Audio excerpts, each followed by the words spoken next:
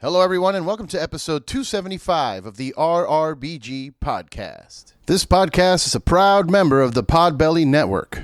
Go to podbelly.com and check out all the amazing shows we have on our network, including the Sofa King podcast, Robots for Eyes, Art and Jacob Do America. I mean, there's one for everything that you're into. If you're into Magic the Gathering, they got you. If you're into the occult, they got you. You're into serial killers, they got you. Everything. Go to podbelly.com, check out the list, and support the network.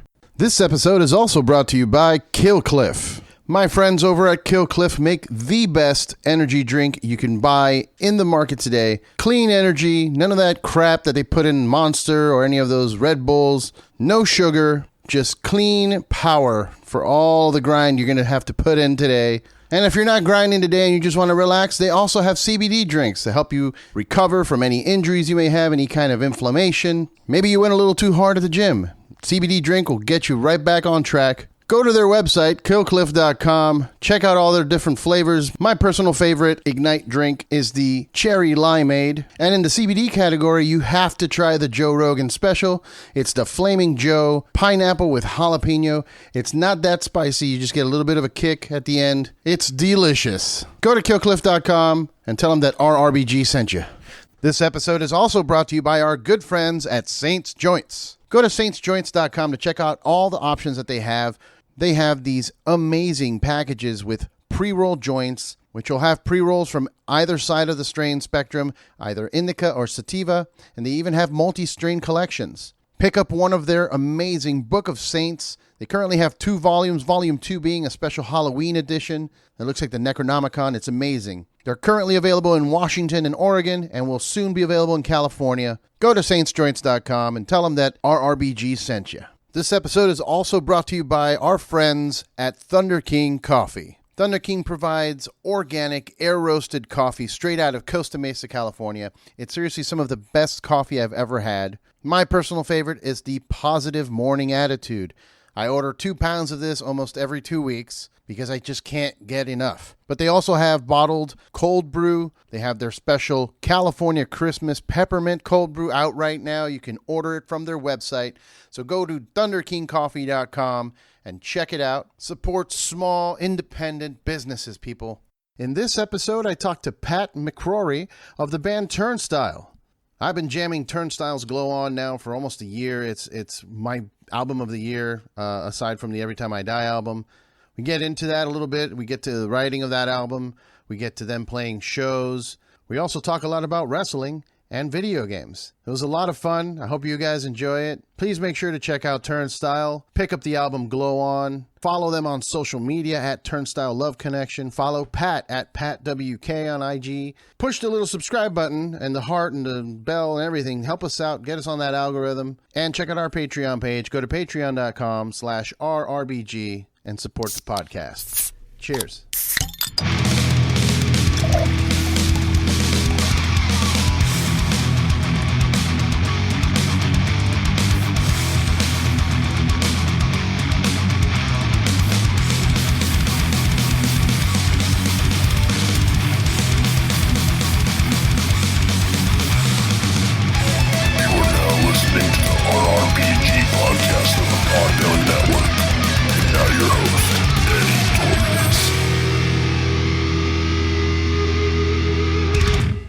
I'm also just looking at my phone. My friend just sent me this KFC fried chicken fleshlight.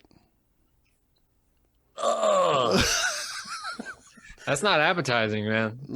God. And like, hold on so that everyone can see what I'm talking about. There's the hole. Oh, dude. Yeah. It looks like peanut butter. Who wants to fuck fried chicken? All right. Anyway. Make it Popeyes, you know what I mean? God. Damn. Oh my goodness. Anyway, what's up, everyone? Welcome to the RRBG podcast. I'm here with Pat Mccrory. Did I say that right? Yeah. Awesome. Yeah. Pat Mccrory of Turnstile. How you doing? Chilling, man. Feeling good. How about you? Great. I'm feeling great. You must be feeling awesome, man. You know, the band has been blowing up. You've blown up. Yeah, it's been pretty wild recently, but it's cool. It's fun, very fun. you know? Yeah. I mean, I've seen a lot of television appearances. I feel like that would be a little awkward for me.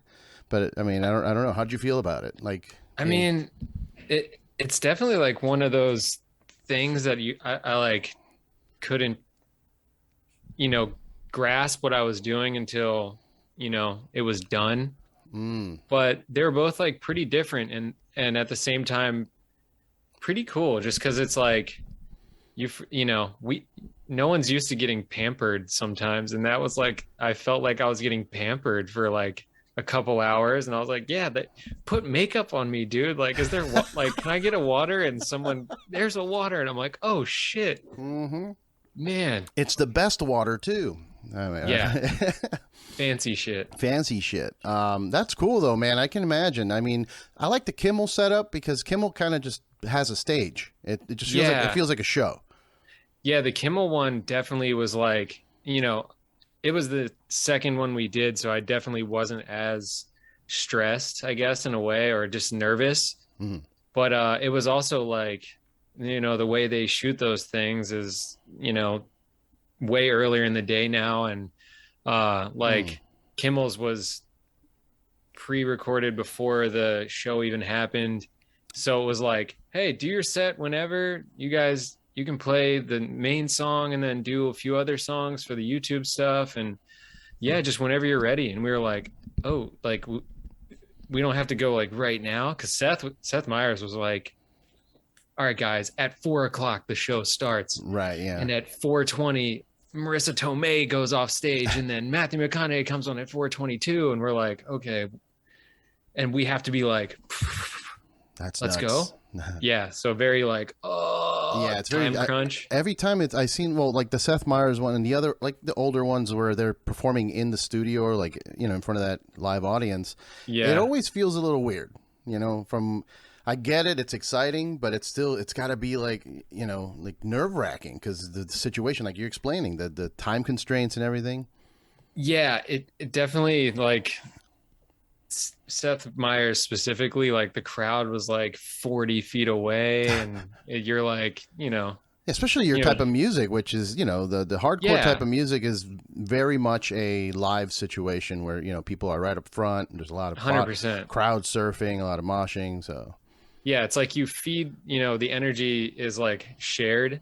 So like the Kimmel set was like, they had about 35 people, and we could invite some friends, but like, you know, our friends are in their 30s now. They're not like necessarily about to go up front and be like, yeah, woohoo, start a circle pit. But yeah, the other people that came were like, you can get free tickets. You just like go and enter the drawing or something.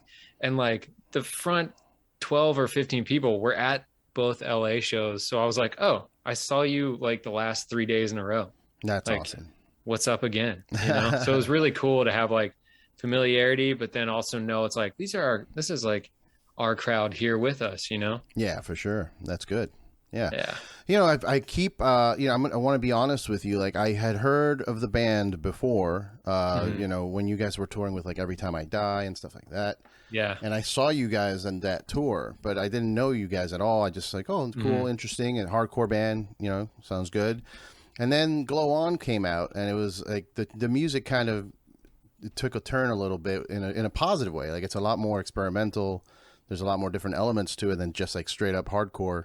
Yeah. And it blew up. And I every time like, oh, I'm gonna buy that record on vinyl because I really enjoy it. Sold out, and it's like $2,000 on eBay. I'm like, what the fuck?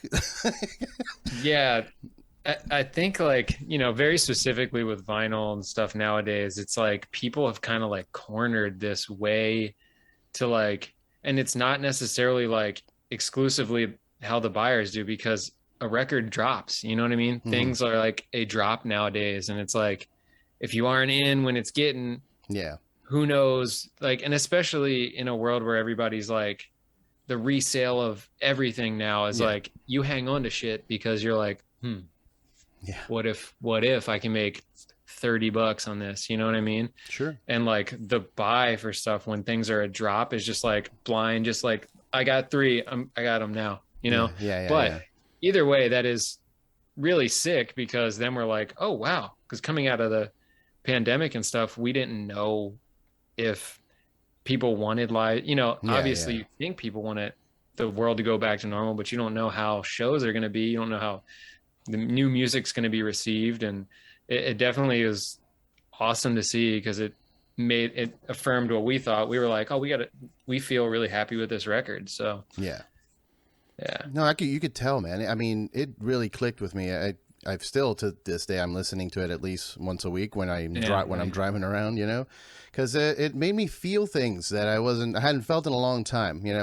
I was getting really dark. I was listening to a lot of death metal and stuff from Sweden, and the heavier the better, and like and like super low growls. I'm like, oh, this is cool. And then like I started noticing that a lot of things were happening in the world too. And that, like, I was surrounding myself with just heaviness, which is not always greatness, And then when I heard this, it made me happy. It made me feel like young, Like, it gave me energy. It was great. It's kind of like, when it's like that thing. It's like when you're sad, you kind of only feel better by like seeing something that's familiar and being like, this is also sad music. This makes me feel like I'm allowed to feel this way. And it's all good. And like when heavy things are happening, heavy ass music is like right there with you to be like, yeah, this is like the only way to relate my feelings to the world. And like when we recorded the record, it was definitely like kind of that, not heavy, but like the opposite. We were all kind of in like a really comfy place together. Nice. The actual physical place we were was like super comfortable, and we were all like, damn, well, this is, and like coming out of it, you just want people to feel what you felt when you made something, or be able to attach to it. So it's cool to hear that, because like, some of the songs aren't happy songs, but if they give you like something to grab onto and be like, I'm with that. Like, I can relate to this, and now it's a part of how I'm feeling. That's sick. Yeah, man. Yeah, and it goes, also you can tell by the artwork and kind of just the aesthetics of the whole thing. It's more uplifting than like straight up hardcore, which is usually associated with like violence or anger. And in a positive anger, it's a positive. But you're angry at the world or whatever, and you're letting it out in the pit. You know what I mean? Right. Yeah. This is more like it's some of the songs are incredibly heavy. I'm not, knocking that it's like not. It's just that my heart loves to race to that thrashy beat, that punky thrashy beat. Yeah. That I love that. So it makes me feel good, and that's, I think, what you guys are trying to do, which I love. Yeah, it's just it's kind of about pleasing. We got to please ourselves first, and we're like, what gets us excited? And hardcore will always be exciting, and every now and then we're like, dang, it's really exciting to like drop it low and just be like, just kind of simmering things. So because that's definitely there's a thing that's a conversation piece I've always had, which is when we grow up, when we're younger, like we have more energy, we're a little more angsty, we're a little more aggressive, we have things to be mad about. But as we get older and we figure life out, you're doing well, you have a good relationship or friends or a little bit of money, so you're not like check to check or whatever. Right. What do you write about then? And I think you guys figured it out. You know what I mean? Yeah, I mean, like obviously you'll always have, in any, like, I feel like in any like artistic, in any expressive form, you're going to be like bouncing off of your direct, your circle and whatever you're feeling. And some of those things are way more inspiring than the others. Yeah. And in the end, it's just like about because like how many fucking songs have we heard that are like talking about the same shit? We've heard so many songs that are like angry at the exact same thing, but it's like the delivery of said anger or happiness or anything is like, however it's released and then received is like what counts the most, Yeah, absolutely. Well, you guys killed it. I'm telling you, it was my album of the year. So oh damn, thank you, man. I love it. It was tied up in first place with the Every Time I Die release, but then they broke up. Dude, and, it's a shame. Really sad. And so you're disqualified from album of the year. Yeah, it's plugged away. I was plucked it away from you. Yeah. Those are good dudes, though. No, I love all of those dudes, and Yeah. it's real unfortunate what's happening, and I hope they figure it out. And I've had sure. people reach out to me because they know I know the guys, and I'm just like, I don't know anything, man. I don't live in Buffalo. You know what I mean? I hang out when they come to LA, and that's it. Like, Right. I don't know their beef. I don't know the problem. So Yeah, exactly. I'm like, love you guys. Here you go. But it's something no one's gonna know the insides on anything. Well, let's use this segue of we're talking about music. We're then talking about music with a wrestler. We're also talking about the breakup of that band, which is sad, and so we will talk about the sadness of wrestling, which is Scott Hall. Yeah, man. I've been watching videos like all day. Yeah, it's unfortunate, man. Because he just passed what like 2 hours ago, 3 hours ago, maybe. Yep. And the situation is what sucks. That he fixed his life. He gave up alcohol and drugs, got back on his feet, and decided, okay, I'm going to fix my hip so I don't have to walk with a limp anymore, and then get 3 heart attacks. Like, what? Brutal. Very brutal. Geez. I was, it's cool because at the very least, it's like you see him not, any person that you admire or you loved in their prime of whatever you can consider their prime. Mm-hmm. It's like to see a person come back up, no matter how long they were up. The fact that he was back up was like so cool. Yeah. Like I was just 5 minutes ago, not 5, but earlier today, I was just like blabbing off to my girlfriend. I'm like, yeah, he was so cool. Like, look how cool he is. I had this purple outfit like when I was a kid. He was so sick, and he like had addiction problems, and then like he got better. And look at him. This is a pic. And I was like, she just never heard of him in her life, but I'm still like, God, he was such like a cool dude. It's so cool to like reminisce, Yeah, absolutely. To me it meant a lot because I found out later that he wasn't actually Cuban, but but when I was a kid it was like, wow, there's a Cuban wrestler that's sick. That's super sick. I'm being like I felt represented, like like that's my guy. It has to be my guy. For some people, it was whatever, Eddie Guerrero, or because of the Mexicans or whatever. But Razor Ramon was my dude. Right. And then later when I got older, I'm like, I don't care, whatever. At least he was representing, And whatever. I know that some people was cultural appropriation, whatever. That doesn't bother me at all.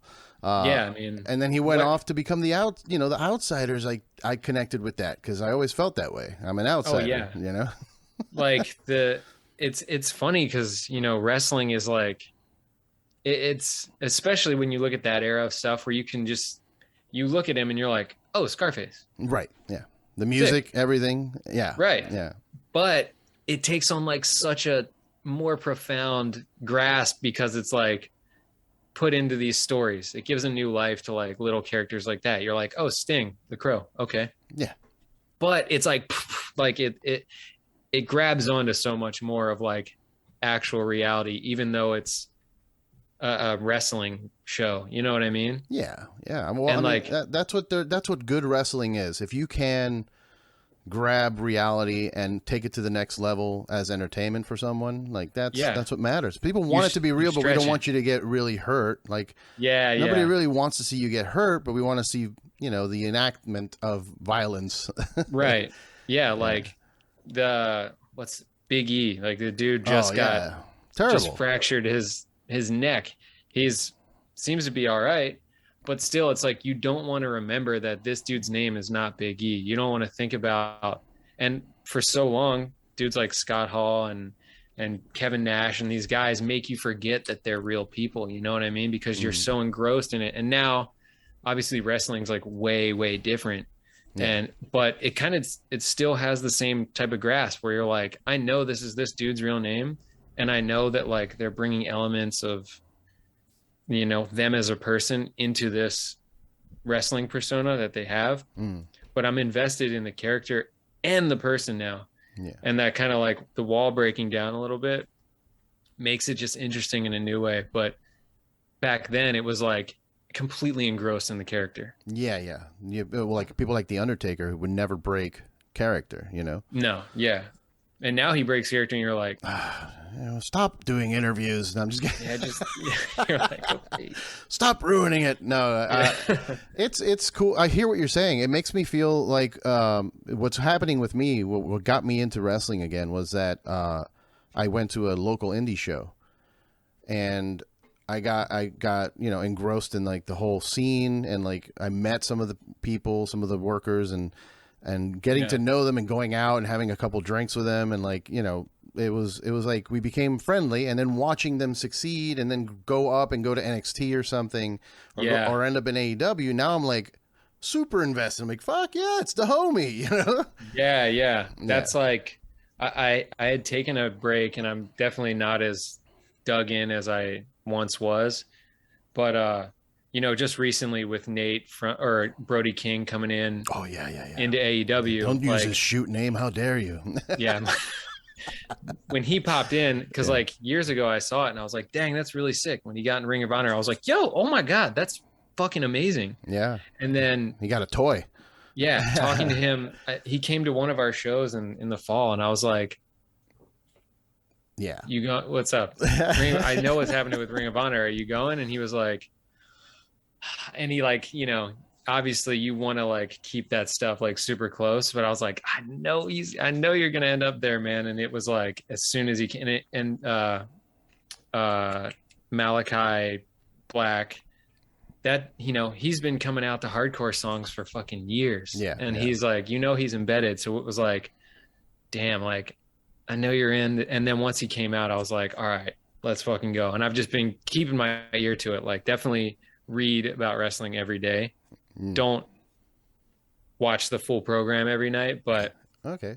You can watch the highlights. Some of the stuff, you got to see what's worth watching, because you're busy and you can't watch all of it. I watched way too much of it. Like I throw it on while I'm working, so I just it's always on, and I just keep an eye on it. And I have a show that's just about wrestling, so I have to. Oh shit! I must have knowledge.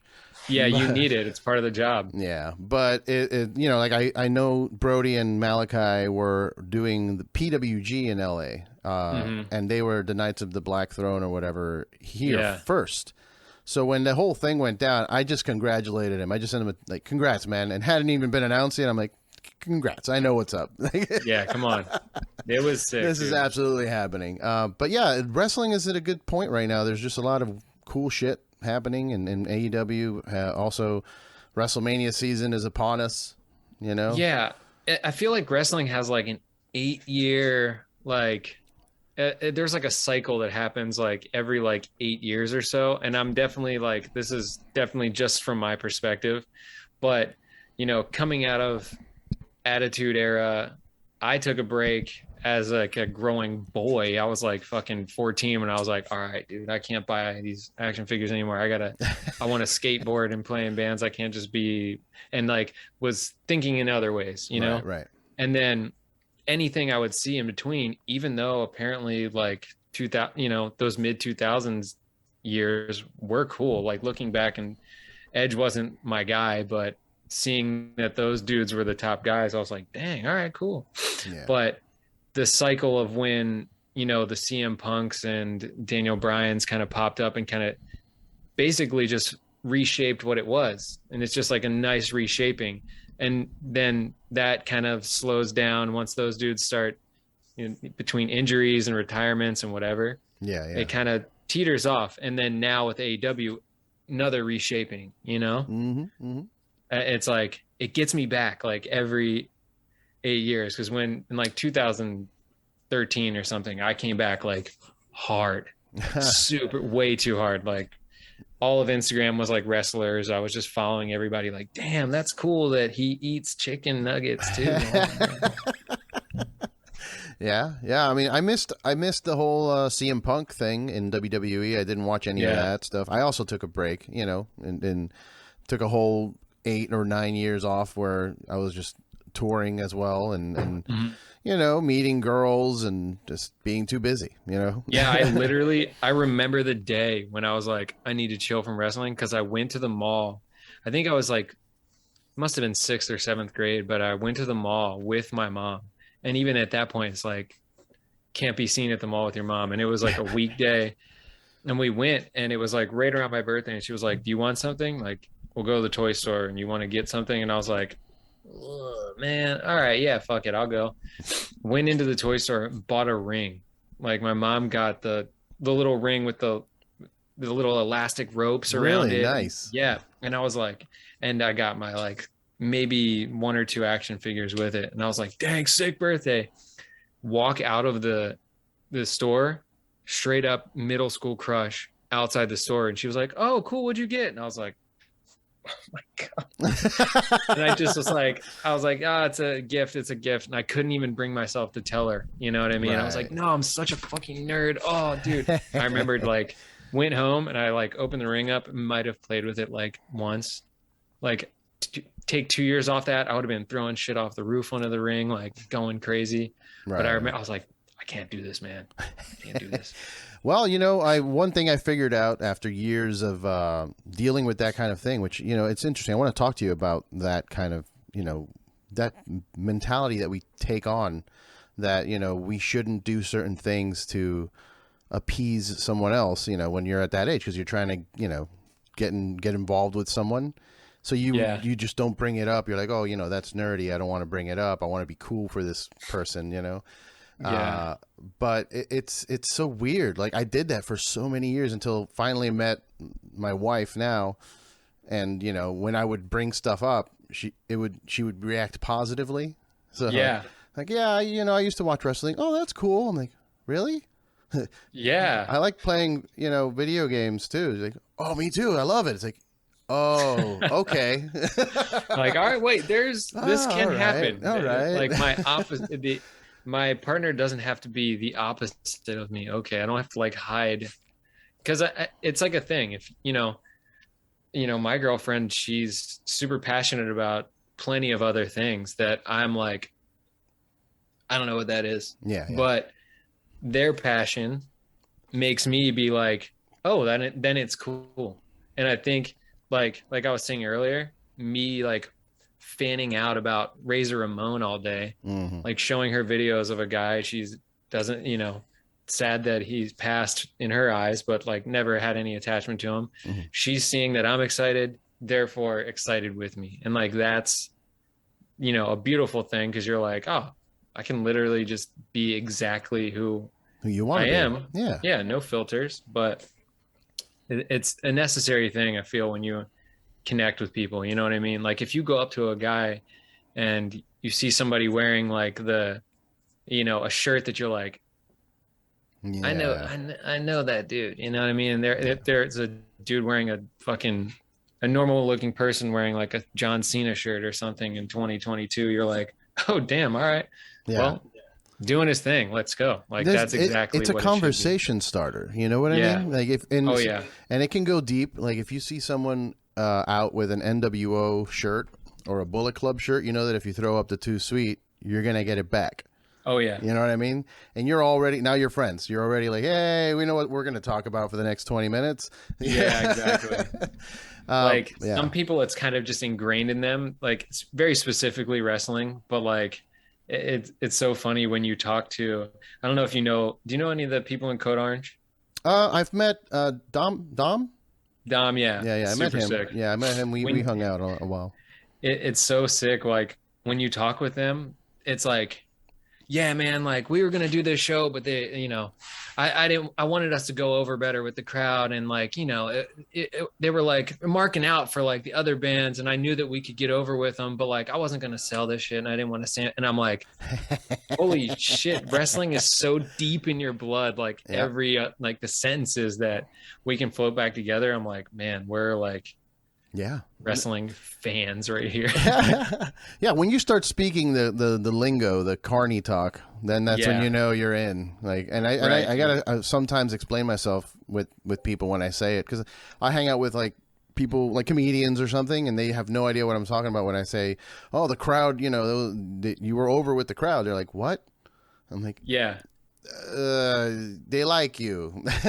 Right. And you're like, yeah, and you try to explain it. Yeah, I'm trying to go like getting over like, and they're like, it doesn't correlate. And you're like, it's good. It's a good thing. Be positive about it. Yeah. Yeah. Just hear me out. But it's one thing. It seems like a culty thing or like a small audience thing, or maybe like, you don't know a lot of people that like wrestling, but I point this out sometimes whenever they're on TV, whichever company it is, it's the number one trending thing on social media. Yeah, dude. It's so they fan obviously bases are massive. They're obviously generating some kind of attention.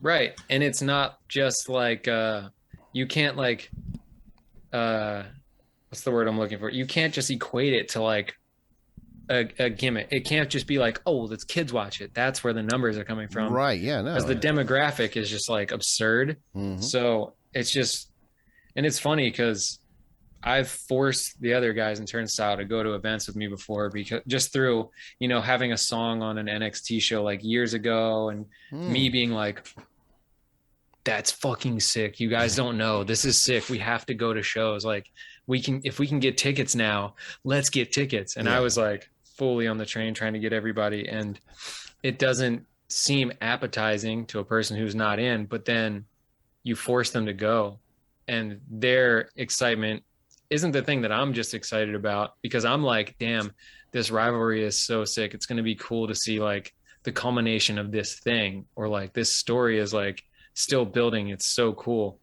To them, I took them to like a elimination chamber or something. It was a Punjabi prison match. Right. Like 4 years ago. Right. Was that with Kali? Yes. Oh, no. It was Kali comes Jinder. out at the end of it. Yes. Yeah. He I took them to that, and they were like, what the like freaking out about that. And I was like, yo, this is like the wackest part of this night for me. I'm like, I was like, I hate this match, but sure. And they were like, this is so awesome. Oh my God. Yeah. And then like took them to the Royal Rumble once, and it was like, that's the best. I had never been, but I was like popping on every person that came out. I was like, oh my God, Tori Wilson, let's go. And they're like, who's that? And I'm like, is it legend? Just a legend. Look her up if you want. Right. Like Sin Cara will come out and do a flip over the ropes, and they're like, what? Yeah. Oh my God. And I'm like, guys. He does it every week. Man, you don't get it, but it's like everybody gets their own thing. It's just, same thing with a lot of subjective art, Yeah, absolutely. I mean, I love taking people that don't like wrestling to a live show. It completely changes their perspective. Like they get it. It's theater. You have to see it live. You know what I mean? Like Hamilton, I'm sure is not as good on Disney Plus as it is in going to Hamilton at, Broadway. Yeah, exactly. So, like once you get it, there's like it's very specifically with wrestling, but it's a shared energy, like a show. You know what I mean? Like they're performing to make you get excited, to tell you something and to get you involved, Yeah.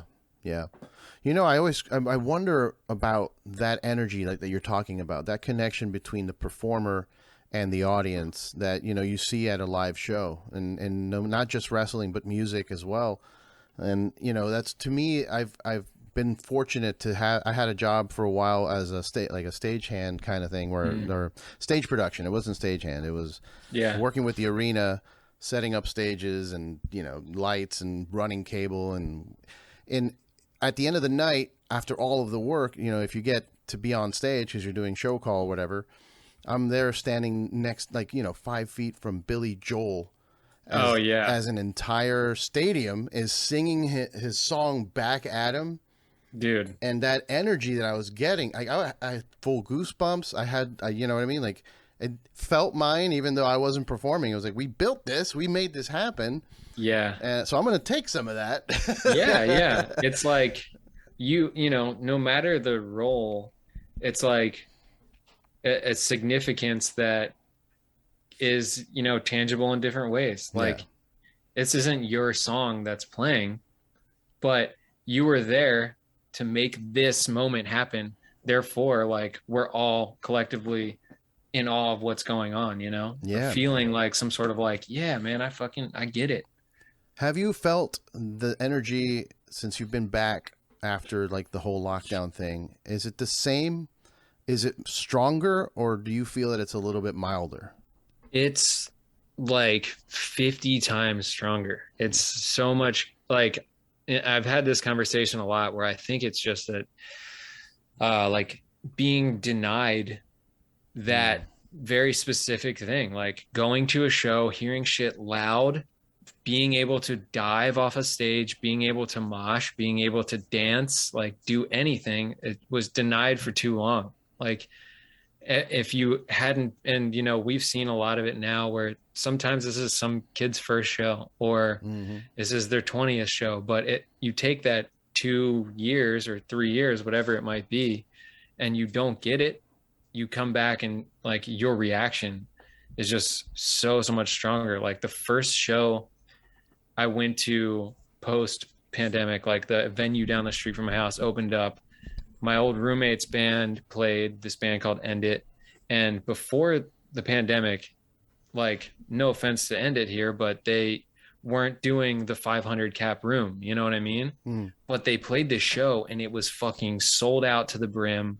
And like the first note, shit was crazy. Like Goosebumps crazy, where I was like, yo, is End It now the biggest band? What happened? Oh my fucking God. That was so cool. Yeah. And we were like, all like, I remember being there with Brendan, who sings in Turnstile, and being like,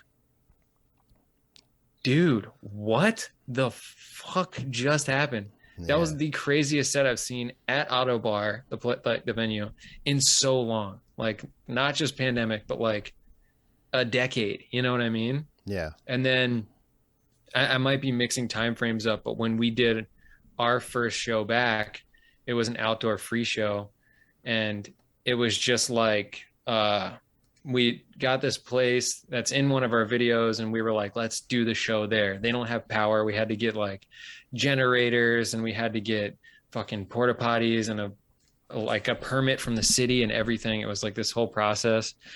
And like before the first note, I'm like, it's like electric style where you're like, oh man, not only am I nervous, but like I can feel that like the second we're like ding, it's about to pop off. Yeah.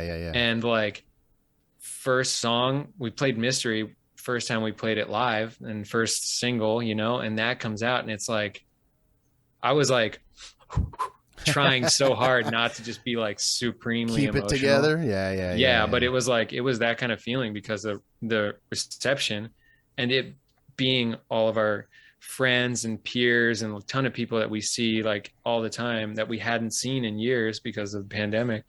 It was like this whole cathartic experience. So I think like the energy is this like cathartic release for everybody now. We're like, you might be going to see your fucking 30th favorite band, but you haven't seen your 30th favorite band in 3 years. Yeah. It's going to be fun, you know? Yeah, I just saw Cannibal Corpse last night, Dude. and my goodness, the place was packed to the brim. It was incredibly loud. Everybody was off, you know, moshing and circle pitting for like nonstop. There was no break, even between songs. It was just still going. I'm like, all right, well, right, like that. Those dudes haven't, like everybody at the show, everybody there, they haven't been able to circle pit to fucking Cannibal Corpse. Yeah. In like too many years. They'd been denied that circle pit, and you know, they might have gotten into another pit for another fast ass band, but it wasn't the Cannibal Corpse one. And I'm sure the one that they did before was like, this is awesome. And then you get the Cannibal Corpse and you're like, I'm back. Yeah. All the way. Let's go. Yeah. It's weird because, you know, I've been dealing with a lot of mental health, and I believe that everyone has during this time because of that, because they're denied this release that you said.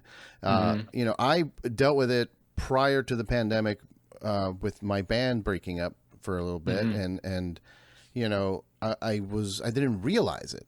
I had depression or whatever, you know, I'd be sad about things and, you know, deaths and, you know, my life situation with my family and whatever, but it never really resulted into like a full-on panic attack where like I can't breathe, that kind of thing. That started happening after the band breakup. Yeah. And I didn't know why. And then like I tried to psychoanalyze with my wife and everything and just be like, what's going on? What's missing? You know, life is actually better the podcast is doing well. We have more money than we used to. Like, we're okay. And and then I realized, like, I'm missing that being. I miss being on stage and yelling at people.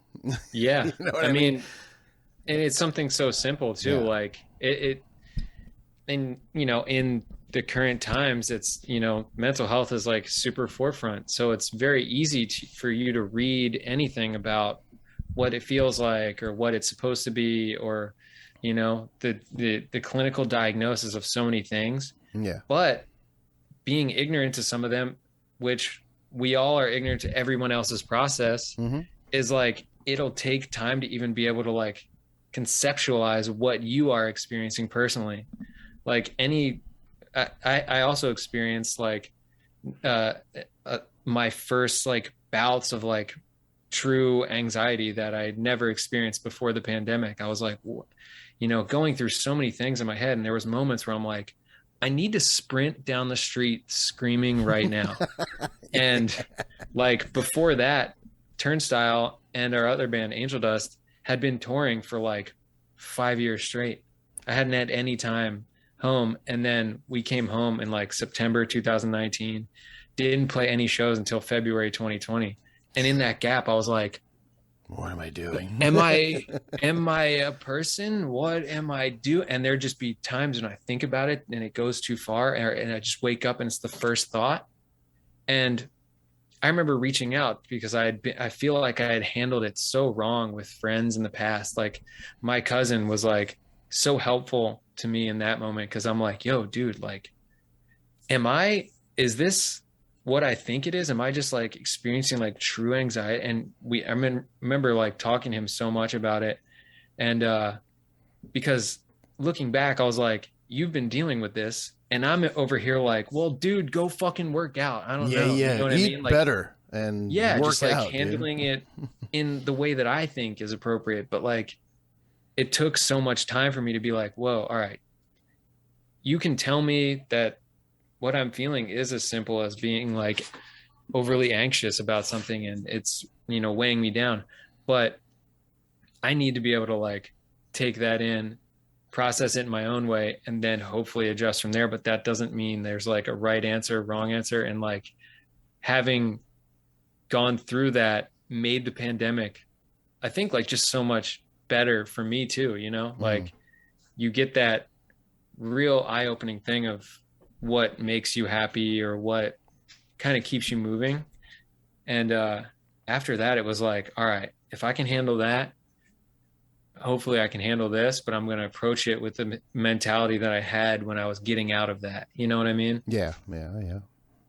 And like, pandemic made it impossible for anybody to dodge that shit. It was like, you ever sat in your room for fucking a month straight or like not talk to people like, thank God I play video games, straight up. Oh yeah. You know what I mean? Like if I didn't have games, I wouldn't be able to talk to like so many people. But like at any hour of the day during the pandemic, I could open up Discord and be like, oh shit, 3 homies, what up? Yeah. And it would take away that feeling of isolation, Yeah. That's why all the Zoom meetings started taking off, because people needed something, and a lot of people don't have gaming. Because I was playing the whole. I got to be honest. The first year of the pandemic, I was stoked because I was like, "Oh, I get to chill and play video games with my friends." Yeah, it was funny. Like, so many of my friends, like post-pandemic, I was like, man, the pandemic was too good to them, dude. Like, they got out of so many plans. Yeah, it's like, oh man, I can't make it tonight, dude. Sorry, man. Yeah, COVID. Just too many people, man. And I'm like, oh, dog, everybody's wearing masks and we're walking through a park. Please come. And it's like, dude, it's just still too risky. You got to see my parents in like a month. So, and I'm like, God damn, the pandemic was perfect for you. Some people, it was like, no, I don't have to work. I like going out. And I like working. Yeah. But it was the first couple months was nice to be like, okay, this is that vacation that I needed that I hadn't taken because I've been working my ass off for 30 years or whatever it is. Right. And then like, it happens every time when I do take an actual, like, I'm going to take a few days off. I realize like nope, I'm unhappy. Yeah. You're like, I need to do something. So yeah, Get me I'm going back to book in. 17 podcasts today. There you go. Yeah. It's just, there's a weird feeling that unproductive, which I think comes with being an artist, or being a creative person. Yeah. If you ever been like, if that's your life from when you were younger, like you realize, because that's the comfort of school, right? You go, I'm going to go become a lawyer. You know that you're going to be a lawyer and you're going to make money because lawyers make money. But when you're in arts, like there is no certainty there in terms of money, Yeah. So it's you that just hustle look towards the grind. Yeah. It's interesting. Yeah. I mean, like, it's definitely like, I think that if we decided to make a record like a year into the pandemic, it might not, it wouldn't be the same for sure. Yeah. Just because your brain just morphed, everybody's brain and their bodies just morphed during the pandemic of like this new way of living. And we had already planned to make that record at that point. So it was like, we came home from a tour because the pandemic said no more shows. Mm-hmm. And we hung out at home for like a month and a half, and then we went to make the record. So it was like kind of perfect, you know? Yeah. Like and we had that outlet still. You're going to see now, we went and saw, we got a lot of really good albums in the last year or so, including yours. But that is all product of before pandemic or like right at the beginning. I think we're in store for like another wave of post pandemic music now. Right. It's like super exciting. It kind of like sucked for like, cause I looked at it. So you had to like categorize things. Cause there's like bands that were and artists that were like, damn, we literally have been waiting to roll out this record for a year. Mm-hmm. And then like March, April, that's like the target date. Now it's, do you release music that's strictly going to be consumed online and in no other way? Mm-hmm. Or do you wait 3 years and have people not hear from, or do you wait for an undetermined amount of time and have people just not know what the hell you're doing? You know what I mean? Yeah. So it was a toss up for so many, but some great records came out from it. And then you know that some people spent that pandemic just plugging away. I'm sure there were so many people that were like, wow, I haven't had the time to be home and try things, and just like do weird shit with my instrument or whatever my art is, Yeah, we're going to get a lot of solo projects. Oh yeah, for sure. Or They're like, coming out. That was everybody's like, the second the pandemic started, I was like, let me get this Scarlett Pro MIDI. And I installed that after like BSing every other time I ever recorded anything. I made the purchase and I was like, I'm doing stuff. So do you have an album of solo stuff? I have a ton of voice memos on my phone. All right. A ton of voice memos, but there's like when the wave hits me, it's not enough to make me sit down for a really long time and like plug away trying to make a great quality version of it. You know what I mean? And there's just so little time to like truly do it. And so that when I come home now, I'm like, man, need to detach and release sometimes and just go do things that are specifically for another part of my brain, Yeah. Like games. So, yeah, games, fucking sports. Like I have to do those things when I come back, or else I feel kind of in the same groove and not like a whole human, Yeah. Yeah. It's also important to, take a break from a specific thing because it could burn you out. It could start to feel like too much work. Yeah. And that's not a good vibe, Right. Yeah. Yeah. Like any music stuff has always felt good, and I always wanted to stay feeling good. So like if it ever came to a point where it was like, man, this is feeling a little worky, I'd be like, oh man, all right, should we take a vacation? Mm-hmm. And I feel like everybody in Turnstile very specifically is like brain sharing, and we're all like when we decided in 2019, we were like, yeah, we've been touring for a long ass time. Should we just chill for like a few months? Everybody was like, yes, please. We should do that. Well, I mean, I'm looking at your page. You've got a whole tour in Europe. Winter Yeah, and summer, or winter already passed? So summer, you got summer yeah, dates. And lots and lots of summer things coming up. and you have another tour up there I see with a bunch of bands, Citizen, Ceremony. Yeah, That's a lot of dates too. so coming up, there's some South America dates which we've never done before, and that should be really Nice. cool. Oh yeah, they And love then, hardcore and metal down there, man. oh yeah, we as soon as we announced it was Lollapalooza, Oh the yeah.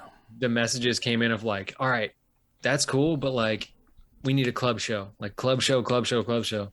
So hopefully we can make one happen. But outside of that, got the whole US tour, and then the summer is going to be like every festival that hasn't happened in 3 years. In We're going to Europe. try to get to them.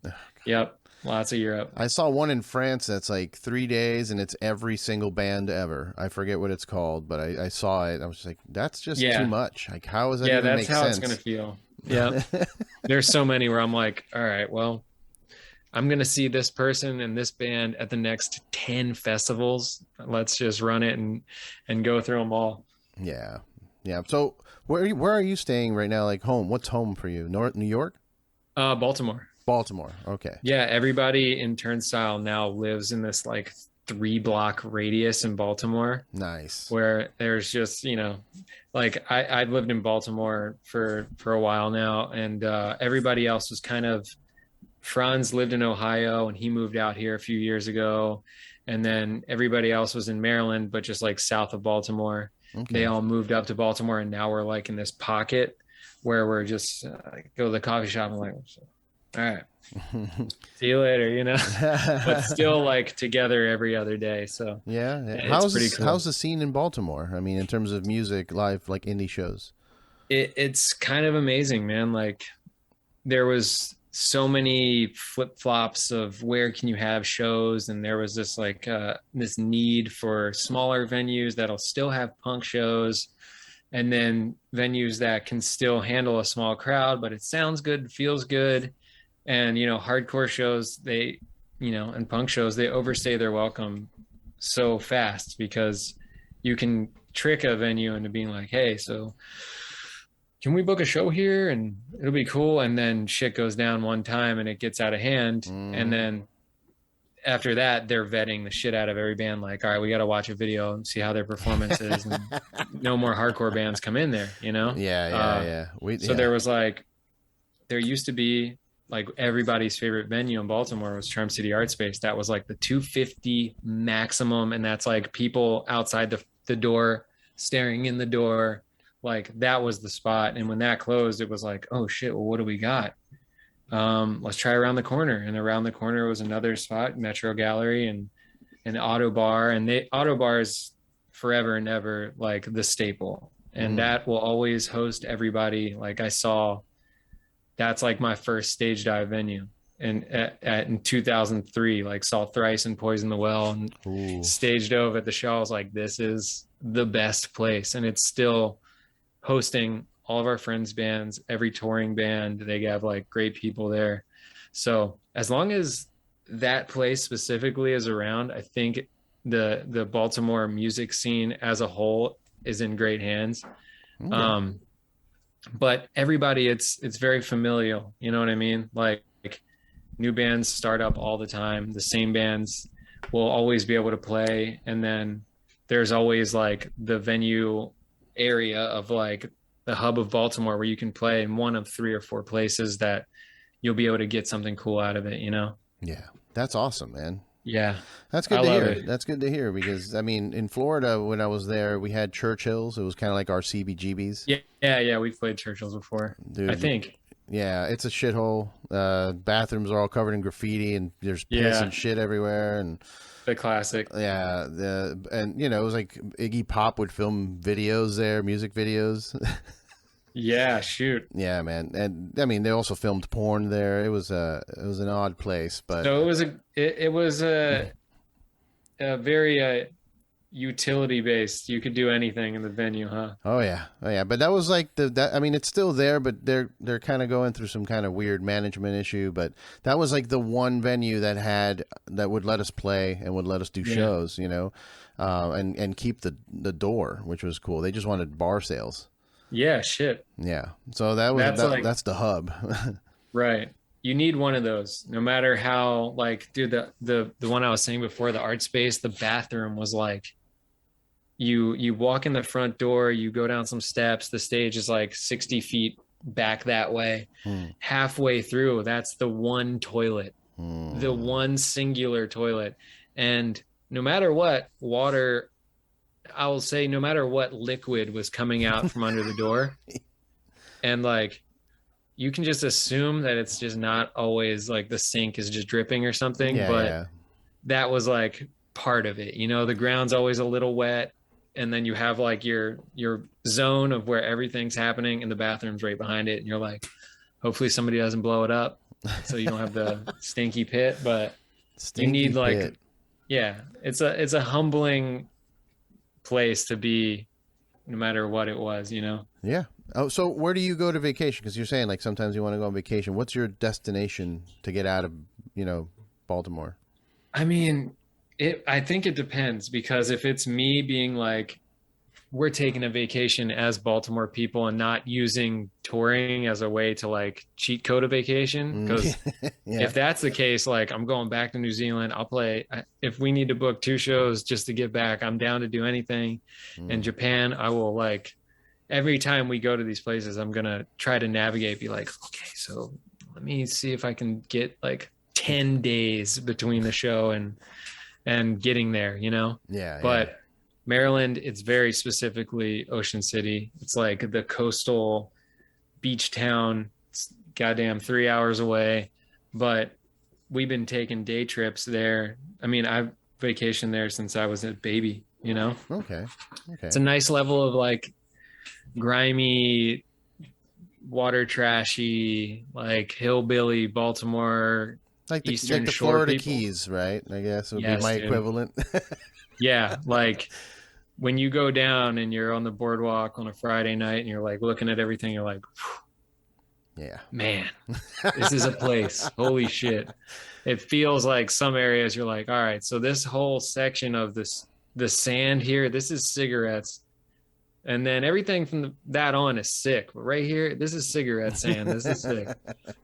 But it's, it's the spot. It's got all the stuff. It's got the personality. It's got the I think everybody surrounded, like, Virginia Beach people are Virginia Beach people, but above that is like, we go to Ocean City, man. Ocean City, Maryland. And it's like trashy paradise. Okay. All right. I'm gonna keep that in mind for my visits. I don't want to hype it up, because I think, all of us, like, every time we stop bring giving away somebody your there, secrets, man. People are going to start showing up. Yeah. No, they're going to be like, oh, what the fuck is this place? Sucks. Oh my God. And I'll be like, no. You Let's don't understand, this place. bro. Yeah. And they're like, this dirty, like, sub shop. And I'm like, but it is best. good. It's the Let's best play sub. mini golf. Yeah. Yeah. No, I love that, man. Yeah, you can't really, I can't really recommend Churchill's to anyone. Like, you got to warm it up and be like, but it's in the hood. Don't go. Your car will get broken into, and there is a guy walking around. If you give him $5, he's the one that's breaking into the cars. You give him $5, yeah, and he'll protect your car from himself. Yep. It's a deal. You got to make the deals around them spots. Yeah, man. So you mentioned video games. What are you playing? I've been like very slowly grinding Elden Ring with, and some of my buddies are like, just like Elden Ring, just mega fans already. So they're like 90 hours in and being like, oh, which boss are you fighting? Oh yeah, that's cool, man. Can you stream it so that we can watch? And I'm like, you want to watch me die 50 times? All right, fuck it, man. I suck. Like, I think I have like 3 or 4 hours in the game, but it's been fun. But that and me and Dan plays drums in Turnstile. We've been playing a lot of League of Legends, which we had been MOBA guys for a while, and we had been Heroes of the Storm guys playing the Blizzard MOBA. And that kind of just started and lost a lot of steam and lost funding. And we were like, well, shit, I guess we'll try League. And he got in hard. And I was like, I don't want to learn a new one. But watching him play it so much, I was like, fuck it. All right, I'll play. And then I was like, wait, all the characters in Heroes of the Storm are just rips of these. Okay, fuck. I know every character already. Okay, let's go. Yeah. You know? Yeah, League came first. So, I mean, technically, it's weird that you started with Heroes because that's, for MOBA people, it's always League. And I tried, and I suck at it so bad. I can't do it. Dude. I think it was a social thing for probably a year and a half before I was like, okay, wait, I'm not bad at the game. Like, for so long, I was like, I just want to chill with my friend. And even now, I don't play League. I think like 1% of the time I play it alone. It's very strictly like, okay, I see people get on, I'm going to get on. But like so much of it was just learning, which is like brutal. So with getting introduced to Heroes of the Storm and MOBAs in general, I was like, okay, I'm just hanging out with Dan and my other really good friends, Jeff and my cousin. We were like just chilling basically. And I sucked, and me and Dan sucked so bad for like a full year. And it was never like a, God damn, we don't want to play with these guys. They fucking suck. They're so shitty at this game. It was just like who cares? We're just hanging out. Yeah. And eventually now we're like, we're going left. Yeah. And like, if the dude comes in that sucks, I'm like, I want to help you get better, but man, you really make us lose every time. Shit. I have a buddy like that in Warzone that we play. It's usually I do 3 players, but every once in a while that fourth guy shows up. Yeah. And he's just the worst. And we're like, all right, where are you? He's like, I don't know. I'm over here somewhere. I'm like, great. You're like, yeah, just look at I dabble with Warzone. I have like 2 friends who still play Warzone, and they're both kind of in like father hours. You know what I mean? Like they get home from work and they're like, you want to play? And I'm like, man, it's like 5. I got shit to do now. You know what I mean? Yeah. And like, I get on with them sometimes between like 6 and 8 and 9. And it's funny because the one dude is like, this is his first console. Like he has never played shooters before. Oh, nice. And he loves playing, but he's fucking bad. And I just have fully adjusted that I'm like, when we're playing, strictly chilling. Winning does not matter. Nope. And I play the game not to win. I'm literally like, yo, dude, there's guys shooting here. Let's sprint up at it, or let's just try and launch this car off the cliff and like blast in, and we'll see if we get kills. And I'm good at Warzone. Like I'll get kills for him, but he's there with me, and we're just like, yeah. No matter sometimes what. just have fun. That's what it's about, Sometimes if you can turn it up for a competition or something like that, get serious. That's fun. But dude, I get competitions. Yeah. No, you're not. not. That's the humbling part. That's what I'm like. I am not good, actually. I have good games, but I'm fucking bad. Yeah. You know what game I'm actually decent at, which I wasn't expecting to be decent at, and to the point where I've done online tournaments and won the Rocket League. I never thought I'd be good at it. I was just about to bring that up because I Rocket League was a pandemic game too. I was like, fuck it, I'm gonna get into Rocket League with you guys. There was like 2 or 3 of my friends who were like, we're diamond, we're good as hell. We play every day. And I was like, all right, well, and me and my cousin, we were like, let's go for it. Let's get on. And come out the gates just so bad. Learning curves massive. Yeah. But at the end of it, after like a year or so, we're diamond too. And we're like, yeah, look, we're diamond players. We're the same as these guys now. I'm very much not. And I've been carried there clearly.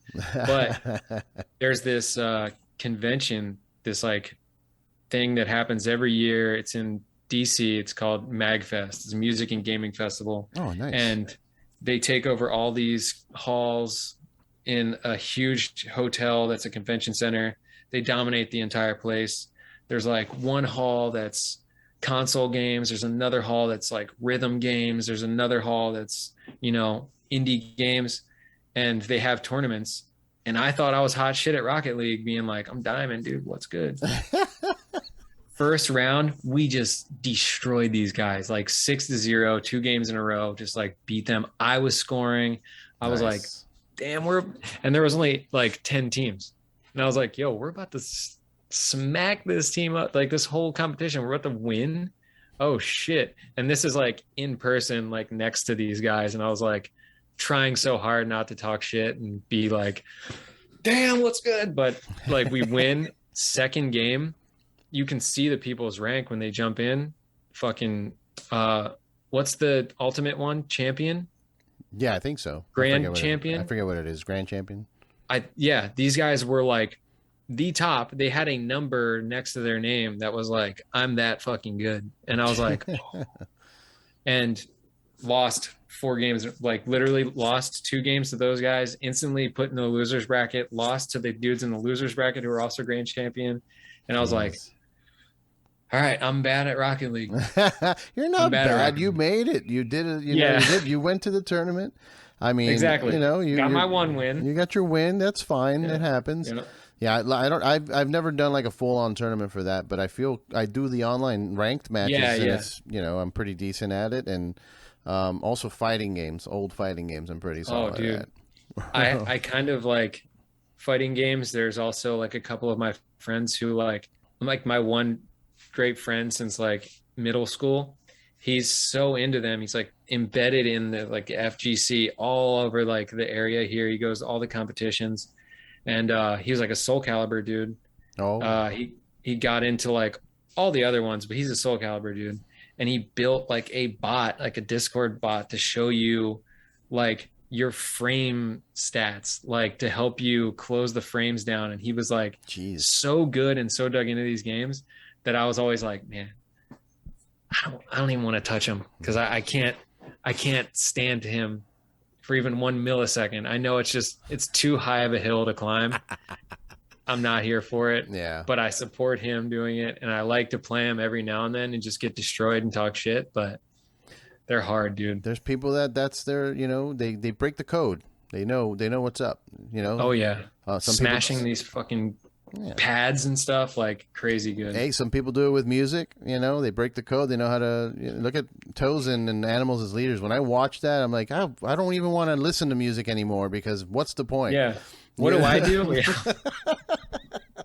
I don't know what I'm playing anymore. But yeah, dude. It's you can't let that happen. You can't let that kind of talent like make you feel bad about yours. Yeah. I think if it drove me enough, I would want it. I would want the fighting games to be stronger for me, but it's different in something, I guess, that I truly, music, I can't, I would never stop. I look next to me and I'm like, damn, I'm the worst guitar player in the room. That's all good. I'm still doing it and I feel good about it. So, yeah. But fighting games, man, if I get beat 20 times in a row, I'm like, all right, fuck it. Controller, we're done. We're done playing. That was my big issue in high school and stuff. I was really good at Mortal Kombat and like Marvel versus Capcom.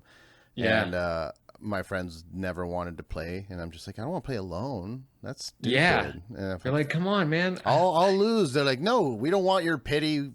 Yeah, exactly. I don't want you taking it easy on me. I want you to fuck me up until I figure something out. Yeah. But those are one of the few games that there's a lot of other games I suck at. So I'm not just trying to be like, I'm the best. No, my Steam library is full of games that I suck at, but I only talked about the games that I'm like, all right. Yeah. I'm all right. All right. We usually go for an hour past the hour, but I feel like we can talk forever. But I do want to ask one final prediction question. I mean, do you care about what's happening at WrestleMania? I'm pretty in the dark with most WWE things, but okay, so what are you in, AEW? I'm kind of just like, I'm seeing more AEW stuff now than WWE stuff. But do you got the card in front of you, the WWE, the MASH card? I mean, I was just going to ask for the main event, which is Brock Lesnar and Roman Reigns. They're going to unify the 2 titles. So I don't know. I mean, something tells me it's Roman, but yeah, I mean, with WWE, absolutely any millisecond the idea can change, and then just fuck it. Like Roman could come out and people are like, hell yeah, boo, and then all of a sudden, like 10 minutes into the match, they're kind of cheering, and Vince is like, switch Roman's winning now. Yeah, I'm with you. I think I have to bet on Roman Reigns, especially if Brock Lesnar's because he's been back for a little bit now, right? Yeah. He doesn't stay that long. No, and he's getting a little older. You can see it, Yeah. and this is Roman's time to cement that legacy of like he's the guy, he's the GOAT. Yeah. You know what I mean? I'm hearing the rumors of, Cody coming to fight Seth. I don't know. It's 11 here, so it could have been announced already. Right. I was watching Raw before we started talking, and the rumor was that he was going to show up at the end of Raw, but I don't know if it happened or not. I guess we'll see. I hope he does. I hope it just adds some more wrenches thrown. Yeah, it's excitement, and if he can, like, I told some of my friends, if he comes in as the AEW guy, like make that the gimmick. Right. I came from the other company. I owned it. I've made it successful, and now I'm here to fix WWE because WWE has a problem or whatever, and that's his. Right. I'm in. Yeah. Don't come back as anything else. Come back as like cocky. You imagine he comes back as Stardust? Oh my God, dude. I remember it was kind of, an ironic liking, but I loved that shit, man. I was like, so at that point I was so dug into wrestling that like I could almost find joy in any character. Yeah. And I was watching the Arrow, so when he did that whole story arc with the guy from the Arrow, I was all in. The dude was good. Yeah, he's good. He's got a show now, the Heels or something. Yeah. It's pretty decent. I haven't watched it, but I saw he just has a TV show. It's good, but it's depressing. Yeah. It's the whole nothing good ever happens in the show. Yeah. And my wife tells me, she's like, why do you watch shows where nothing good ever happens? I'm like, I don't know. Makes me feel good about me. Yeah. My life is so much better than that. Yeah. Well, hey, man, I appreciate you sitting down with me, taking like an hour to nerd out with me. Dude, yeah. I'm glad you brought up wrestling so fast because I'll always talk about wrestling and video games and all that stuff. I try with the podcast to, a lot of times, you and I just connected online, but like I get a lot of people from PR people, and they're like, you got to talk about the album. And I'm just like, I don't really, they're doing that with everyone. Yeah. Like you're going to doing this. You do a million interviews about the album. I bring it up because I do love the music. You know what I mean? Yeah. But yeah, I appreciate you. I appreciate what you're doing. I hope you guys can you put a word in and just repress that record at some point? So I don't spend $300 on eBay. Yeah, don't do that. Do not buy a resale. Okay. Yeah. Appreciate you having me for sure. It was a good time. And where are you at now? I'm in LA. Okay, so we're gonna be there for Coachella, around Coachella, but we'll get together, man. Yeah, let's hang out. I'll take you to the Comedy Store. We'll watch. Yeah. I have a show at the Comedy Store, so I can just whenever you guys want to come in. That'd be sick, man. Yeah, for sure. Yeah, dude. So for everyone that is watching and listening, please pick up Glow On if you haven't from Turnstile. Follow them on the socials. It is Turnstile Love Connection. And Pat, do you want people following your personal thing? Is it private? No, it's not private. It's Pat WK, man. Pat WK on IG. Is that from Andrew WK? Yep. It was literally like my MySpace name in 2007, and I just whatever. Have you played with him? Have you played a show with him yet? He's been on like bills. I was super psyched because he was supposed to play Furnace Fest with us, and then he couldn't play it, and we took his slot, and I was like, damn. I just wanted to see Andrew WK. I didn't want to play the end of this stage shit, but still. Have you met him? No, I haven't met him, dude. So I know we were about to say goodbye, but just a quick story. I did Psycho Las Vegas. They brought me on to do interviews. Yeah, and they. At one point they're like, okay, well, Andrew WK's coming in. I'm like, what? He's like, walks in with a pizza guitar. Oh, shit. Let's go. Yeah, dude. It was so great. He's the best. And then that night he DJ'd at Psycho in the lobby of the hotel all night, just playing metal and like death metal and stuff. I'm like, oh, nice. Okay. Dude, legend, man. Legendary guy. But anyway, dude, again, thank you. Let's connect. Hang out for sure. Cheers, everyone.